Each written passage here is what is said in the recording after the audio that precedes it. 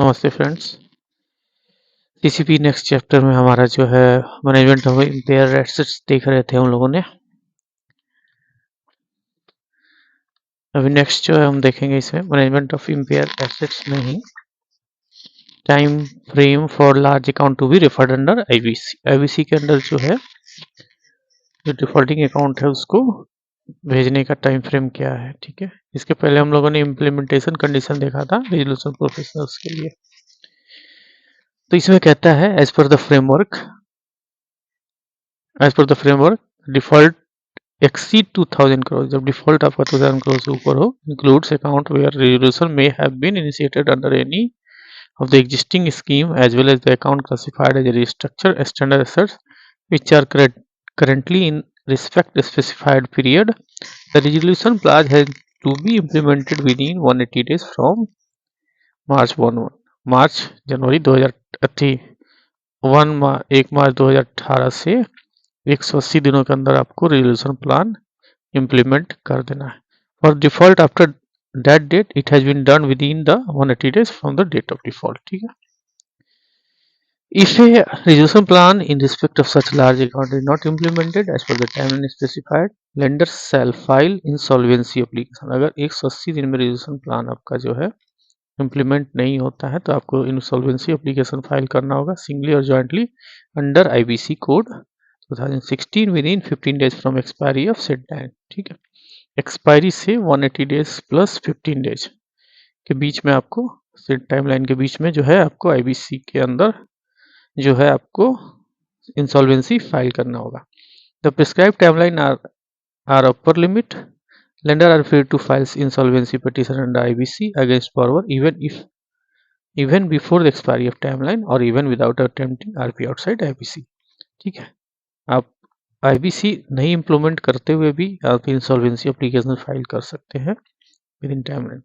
In respect of such large account where RP involving restructuring change in ownership is implemented within 180 days period, the account would not be default at any point of time during the specified period, failing which lender shall file an insolvency application singly or jointly under the IBC within 15 days from the date of such result। ठीक है, इसमें कहता है in respect of such large account where RP involving restructuring changes in ownership is implemented, अगर implement करता है within 180 days period then account would be in default at any point of time during the specified period।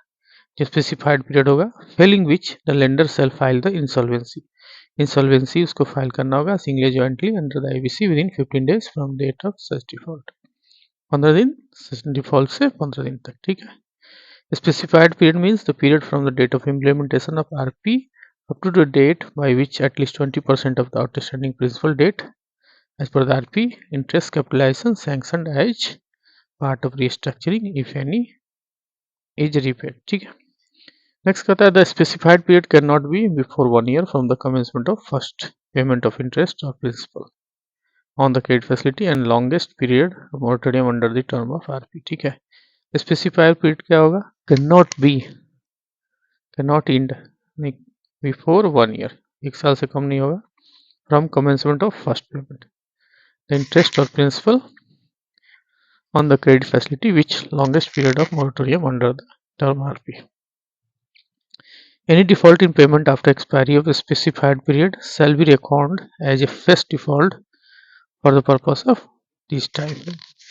कोई भी default जो है after expiry period specified period के sale में जो है expiry of specified period shall be record as a fresh default, उसको fresh default मानेंगे। ठीक है, for other account with aggregate exposure of lender below 2000 crore, मानी 2000 से नीचे का है एंड 1100 करोड़ से ऊपर का है एंड और 100 करोड़ ऊपर, the RBI intend to announce over a 2 years period a reference date for implementing RP to ensure calibrated time-bound resolution for all such account in default. It is clarified by the RBI that such transition arrangements shall not be available for borrower entity in respect to which specific instruction have already been issued by the bank for reference under IBC।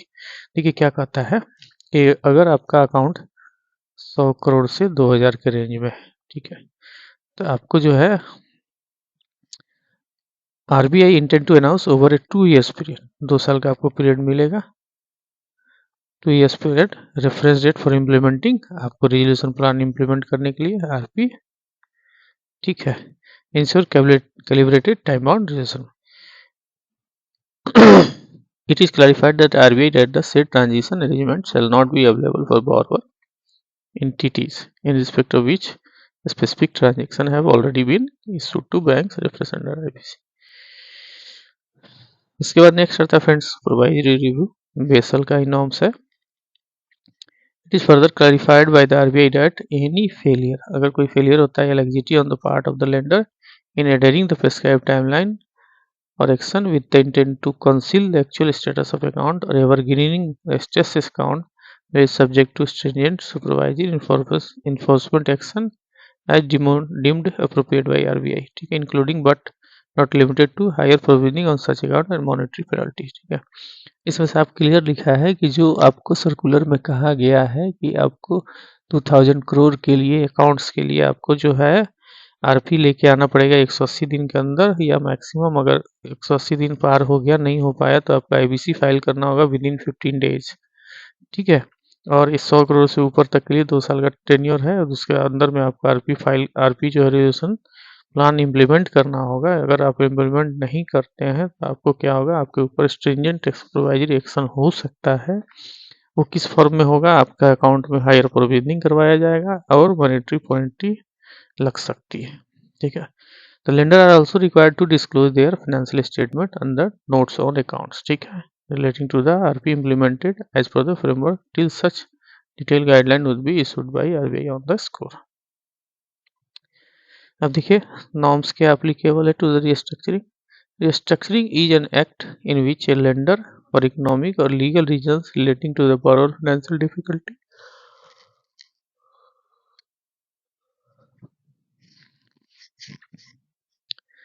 restructuring is an act, ठीक है, in which a lender for economic or legal reasons, economic or legal reasons के कारण से borrower financial difficulty list of indicating यहाँ पर दिया है। Restructuring is an act in which a lender for economic or legal reason relating to the borrower's financial difficulty, ठीक है, किया जाता है। Restructuring involves granting of concession up to the entity। Restructuring के अंदर हम लोग क्या करते हैं, उसको concessions provide करते हैं, ठीक है। It would normally involve modification of term of advance securities, which may include among others alteration of repayment period, repayable amount and amount of installment, rate of interest, rollover of the credit facility, sanction of additional credit facility, enhancement of existing limits and compromise settlement where time for payment of settlement amount exceeds 3 months, ठीक है। इसमें इतनी सारी सुविधाएं हम लोग देते हैं। जब रिस्ट्रक्चरिंग करते हैं तो उसका क्या करते हैं हम लोग रिपेमेंट टर्म में अल्ट्रेशन कर सकते हैं, ठीक है। अमाउंट ऑफ इंस्टॉलमेंट जो है उसको चेंज कर सकते हैं, रेट ऑफ इंटरेस्ट घटा बढ़ा सकते हैं, रोल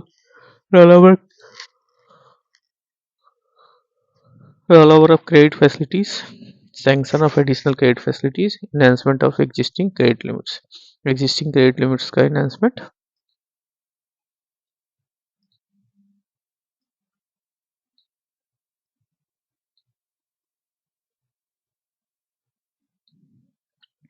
इन कॉम्प्रोमाइज सेटलमेंट। मान लीजिए कॉम्प्रोमाइज सेटलमेंट करते हैं तो आपको 3 मंथ का टाइम मिलेगा। प्रूडेंशियल नॉर्म्स क्या कहता है, तो prudential norms are applicable to all resolution plans. जो भी रेजोल्यूशन प्लान्स होंगे उस पर प्रूडेंशियल नॉर्म्स लागू होगा, including those undertaken under IBC. जो आईबीसी के अंदर भी यह चला गया है। The standard assets shall immediately downgrade as a NPA. जब आप रिस्ट्रक्चरिंग करेंगे तो प्रूडेंशियल नॉर्म्स कहता है कि आपको स्टैंडर्ड एसेट्स होगा तो सब स्टैंडर्ड से शुरुआत करनी होगी।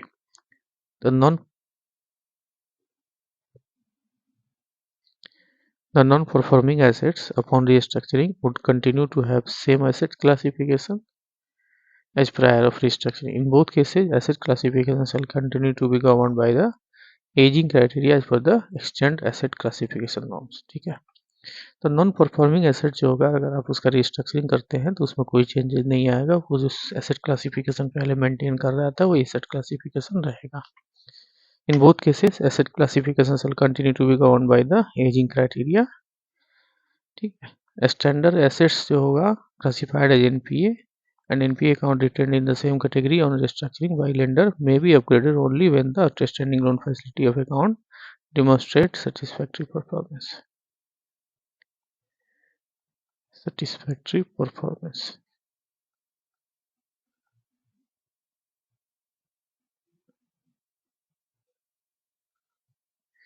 ड्यूरिंग रिस्ट्रक्चरिंग जो अकाउंट आपका स्टैंडर्ड से एनपीए में कन्वर्ट हो गया था और एनपीए अकाउंट जो रिटेन हो गया था सेम कैटेगरी में, तो आप उसको अपग्रेड कर सकते हैं जिन when outstanding loan or facility in the account demonstrate satisfactory performance. ठीक है. It means हो गया कि payment in respect of borrower entity are not in default at any point of time during the specified period. For large account है account where the aggregate exposure of lender 100 crore and above, beside demonstration of satisfactory performance as above, they have to be rated investment grade 15, triple B or better, as at the end of a specified period by CRA accredited by the RBI for the purpose of bank loan rating. ठीक है. मान लीजिए कोई large account है, account जहाँ पे exposure आपको 100 करने वो है, तो beside demonstration of satisfactory performance, अगर कंपनी अच्छा परफॉर्मेंस कर रही है, they have to be rated investment grade triple B और बेटर. ठीक है, ये होना पड़ेगा. While account with aggregate exposure of 500 crore and above shall require 2 rating, those below 500 crore shall require 1 rating. 500 से ऊपर होगा तो 2 रेटिंग चाहिए, 500 से बिलो होगा तो 1 रेटिंग चाहिए. If the rating are obtained from more than one required number of CRAs, all such ratings shall be investment grade to qualify for an upgrade. In case of satisfactory performance during the specified period is not demonstrated, the account shall immediately on such default be reclassified as a repayment schedule that existing before the restructuring. अगर performance उसका सही नहीं होता है तो आपको क्या करना पड़ेगा, account shall immediately on such default be reclassified as repayment schedule that existed before the restructuring. Restructuring से पहले जो उसका रिपेमेंट शेड्यूल था उस पर उसको रिवर्स कर दिया जाएगा. Any future upgrade for such account shall be contingent on implementation of fresh RP and demonstration of satisfactory performance thereafter. During the period when RP is being finalized and implemented, the usual asset classification norms will continue to apply. देखिए, during the period when RP is being finalized, जब RP finalize कर लेते हैं, implement कर देते हैं, the usual asset classification. During the period when RP is finalized and implemented, the usual asset classification norms will be continued. ठीक है. The process of reclassification on assets should not stop merely because RP is under consideration. RP अगर आपका under consideration है तो classification of assets आप उसको stop नहीं कर सकते. प्रोविजनिंग नॉर्म्स क्या है? Account restructure under the revised framework shall attract provisioning as per the asset classification category as per the extent IRAC norms. देखिए, रिस्ट्रक्चरिंग जब भी होगा तो उसमें जो प्रोविजनिंग नॉर्म्स होगा IRAC नॉर्म्स के हिसाब से ही उसमें प्रोविजनिंग होगा. ठीक है. However, the provisioning made in respect of account restructured before the date of revised IRAC circular 2015 under any earlier scheme shall continue to be held as per the requirement as specified therein. 2015 से पहले के circular के हिसाब से अगर कोई account restructured हुई है तो आपको अर्लियर स्कीम के हिसाब shall continue to be held as per the requirement. Account in respect which bank have already been specifically issued instrument to initiate insolvency resolution proceedings under the IBC by the RBI, minimum provision as already advised shall be maintained. ठीक है. Account जो है, account in respect of which bank have already been specifically issued instruction. Bank ने कोई instruction issued किया है to initiate insolvency resolution proceeding under IBC by the RBI, minimum provision as already advised shall be. तो उसमें minimum provision आपको maintain करके रखना है. Additional finance, any additional finance approved under the RP resolution plans including any resolution plan approved by the adjudicating authority under IBC may be treated as standard assets.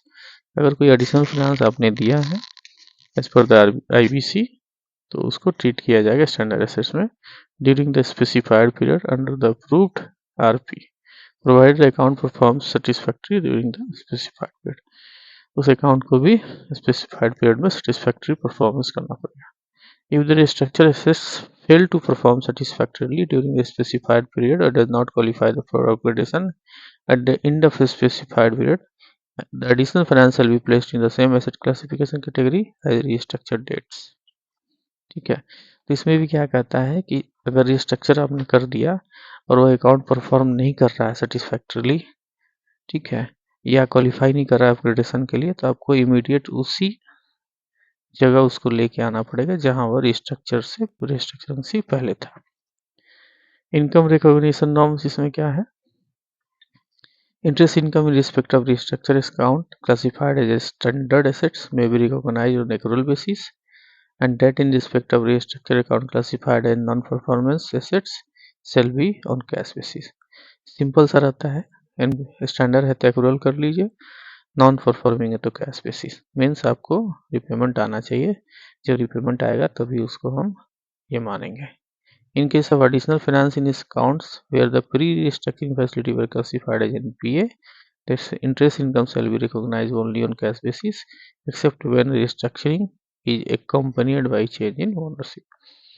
अगर क्या है कि in case of additional finance, अगर कोई finance दे रहे हैं आप additional in accounts where pre restructuring facility were classified as NPA, अगर उस पहले से कोई फैसिलिटी थी वो एनपीए में क्लासिफाइड थी, तो इंटरेस्ट इनकम जो होगा recognise only on cash basis and restructuring accompanied by the change in ownership. देखिए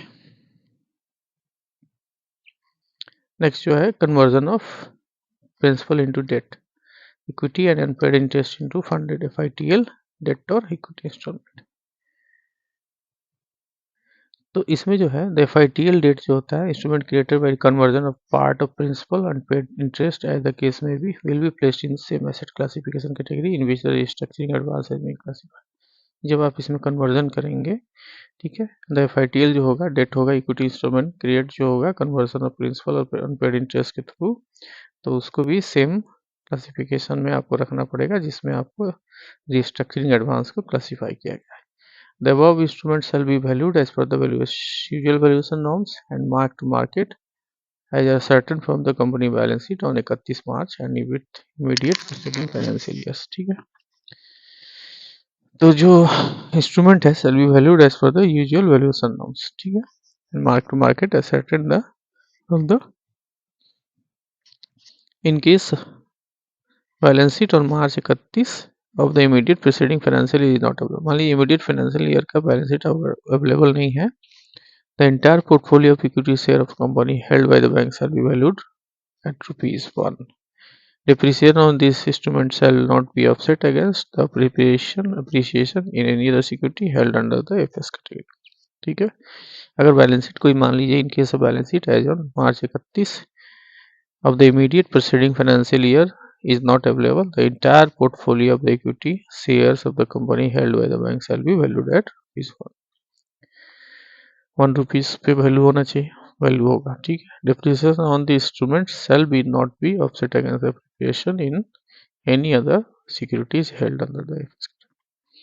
नेक्स्ट कहता है the unrealized income represented by FITL debt or equity instrument can only be recognized in the profit and loss account only on sale, redemption and for unquoted equity, quoted equity classified NPA only on sale etc। देखिए जो unrealise income होगा उसको, जो हम लोग unrealise income को जब हम रिस्ट्रक्चर करते हैं, FITL खोलते हैं ना, debt equity instrument can only be recognised in the profit and loss account only on sale on redemption and for unquoted equity shares only on sale. जब सेल हो जाएगा तभी हम उसको।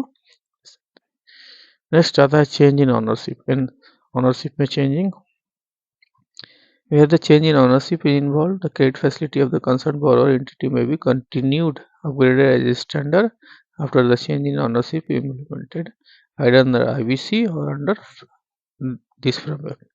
ठीक है, तो जब ऑनरशिप चेंज अलाउड होता है, when the change in ownership is involved, the credit facility of the concerned borrowing entity may be continue be upgraded as a standard। Standard में अपग्रेड किया जाएगा after the change of ownership is implemented either under IBC rule or under this framework. If change in ownership implemented under this framework, then the classification is standard. जब classification standard होगा तो उसके लिए कुछ certain term and conditions है. पहला है establishment upon proper due diligence that acquirer is not a person disqualified in terms of section 29 of IBC code 2016. देखना पड़ेगा जो कंपनी का एक्वायर कर रहा है वो पर्सन क्या है, डिस्क्वालीफाई नहीं हो under section 29A of insolvency of bankruptcy code. The new promoter shall have acquired at least 26% of paid up equity capital of the borrower entity and shall be single largest shareholder of the borrower entity. Minimum 26% का share उसके पास होना चाहिए, single largest borrower entity होना चाहिए. The new promoter shall be in control of the borrower entity as per the definition of control in Companies Act 2030, regulation issued by the Security and Exchange Board of India and any other applicable regulation accounting standard as the case may be. ठीक है, तो कोई भी promoter, the new promoter shall be in control of the borrower entity as per the definition of control of Company Act 2030. Compliance of condition for implementation of resolution plan. ठीक है, for such account continue to be classified as a standard. For such account continue to be classified as a standard. All the standing loan credit facility of the borrowing entity need to be demonstrate satisfactory performance during the specified. Simple वही चीज बार बार repeat कर रहा है. Specified period में जब आपका account continue performance दे रहा है या सेटिस्फैक्ट्री परफॉर्मेंस है तो उसको क्लासीफाई किया जाएगा स्टैंडर्ड ग्रुप में. If the account fails to perform, यहाँ पे वही चीज है, इमीडिएटली डाउनग्रेड एनपीए में करना है, दैट इज सब standard. Any future upgrade of such account will be contingent implementation of fresh RP either under IRPC where mandatory filing of application initiated voluntary by lender or outside IB and demonstration of satisfactory performance. Same ही चीज है जो पहले आपको repeat कर रहा है. देखिए ये फ्रेमवर्क किस पे लागू नहीं होगा. The revival of rehabilitation of MSME act defined under the micro small and medium enterprise development act 2006. MSME act जो डिफाइंड है वो 2006 के तहत डिफाइंड है. 2006 के तहत is out of review of guidelines of framework for which separate framework in operation. ठीक है, तो इसमें कहता है revival of MSME. Revival of MSME जो है वो डिफाइन किया गया है MSME एक्ट 2006 के तहत. is out of review of guidelines of framework for which separate framework is operation. Similarly, the revised framework guidelines are not applicable in respect of restructuring of loan event of natural calamity. Natural calamity के case में क्या है, revise framework guidelines जो होगा वो applicable नहीं होगा. ठीक है, the guidelines in respect of these accounts are already circulated by RBI. चलिए, the framework further provided the borrower who have committed frauds, malafeasance, willful default will remain ineligible for restructuring. ये सब फ्रॉडियल nature type का लोग होगा तो उसका account restructuring नहीं करना. However, in case of where existing promoter are replaced by new promoters, the borrower company is totally dealing from the erstwhile promoter management. Leaders may take a view of restructuring such account based on their viability without prejudice. ठीक है, चलिए हटाइए.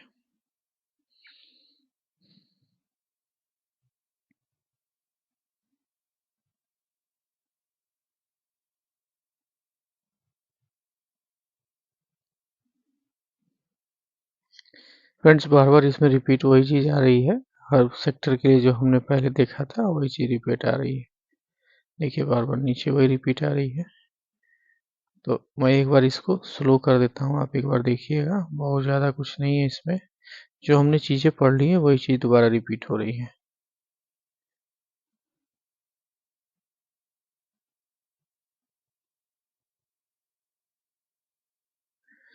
अभी तक हम लोगों ने यहाँ पढ़ा कमिटी और एक्सट्रेस SMA.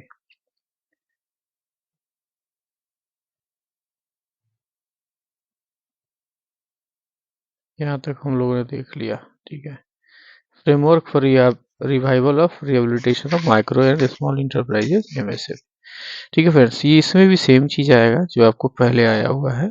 ठीक है, SMA 0 के लिए वही होता है. SMA 0 तो वही कैटेगरी होती है जो आपका 30 डेज का होता है, 160 डेज. 90 days. EWS क्या है, यहाँ दिया हुआ है, based on the EWS the branch maintaining account should consider forward stress account aggregate limit above 10 lakh to committee के पास होता है within 5 working days of suitable CAP। देखिए पहले भी हम लोग इस चीज़ को पढ़ चुके हैं, सेम ही चीज़ है। forwarding an account committee of cap will mandatory in case of account reported to SMA2 account with aggregate limit up to 10 lakhs identified as SMA2 account should mandatory examined by the cap the branch itself decided by bank in terms of the vote policy। Same चीज़ है। Committee में कौन कौन रहेगा, stress एसेस में banking have exposure MSME have constitute a committee of stress MSME at district or regional or zonal level depending upon the number of MSME finance in the location. This committee will a standing committee and will resolve the reported stress of MSME account of the branches falling under this।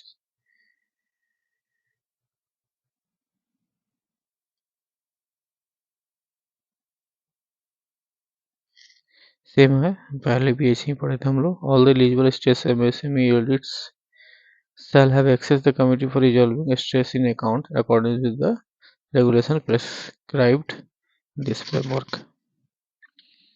उसके बाद cap लगेगा, corrective action plan, ठीक है।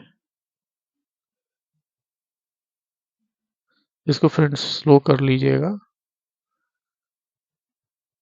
Committee rectification restructuring same ही है। Eligibility MSME के case में था, company के केस में था। कंडीशंस क्या होगा,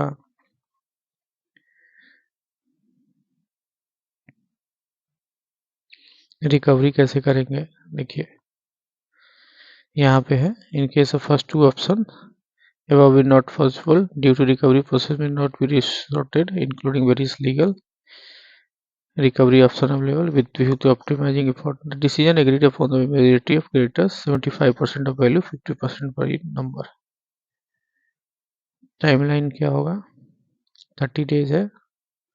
एडिशनल फाइनेंस भी आप दे सकते हैं।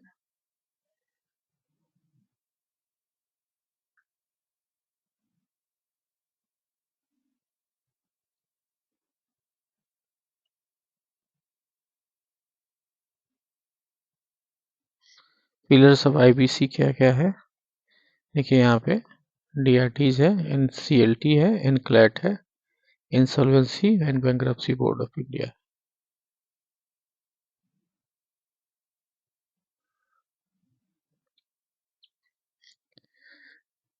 कॉर्पोरेट इंसॉल्वेंसी रेजोल्यूशन प्रोसेस है, CIRP can be initiated by financial creditors और ऑपरेशनल क्रेडिटर्स और कॉर्पोरेट डेटर्स, ठीक है। तो आपको an application can be made before the NCLAT NCLT for initiating resolution process. Operational creditors need to give demand notice of 10 days to the corporate debtor before approaching NCLT. If the corporate debtor fails to repay dues for operational creditors or fails to show any existing dispute or arbitration, then operational creditors can approach NCLT। NCLT क्या करता है, IRP appoint करता है, RP insolvency professionals within 14 days from acceptance of application। Interim IP hold office for 30 days only। Interim IP takes control of data assists and company operation, collect financial information of debtors।